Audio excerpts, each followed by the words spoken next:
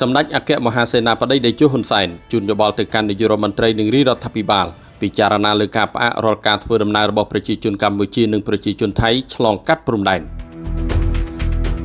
សម្ដេចអគ្គមហាសេនាបតីតេជោហ៊ុនសែននាយឧត្តមសេនីយ៍ផុតលេខផ្កាយមាស5នៅព្រឹកថ្ងៃទី13ខែធ្នូឆ្នាំ2025នេះតាមរយៈបណ្ដាញទំនាក់ទំនងសង្គមបានផ្ញើសារជូនបងប្អូនជនរួមជាតិជាទីស្រឡាញ់ដែលមានខ្លឹមសារទាំងស្រុងថា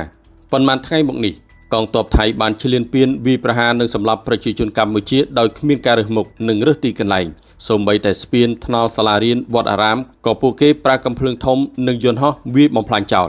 ផ្សែងពុលក្របបែកចង្កោមត្រូវបានប្រើប្រាស់ជាច្រើនកន្លែងរាប់ទាំងកន្លែងដែលមានពលរដ្ឋថៃរស់នៅនិងធ្វើការនៅក្នុងទឹកដីកម្ពុជាផងដែរ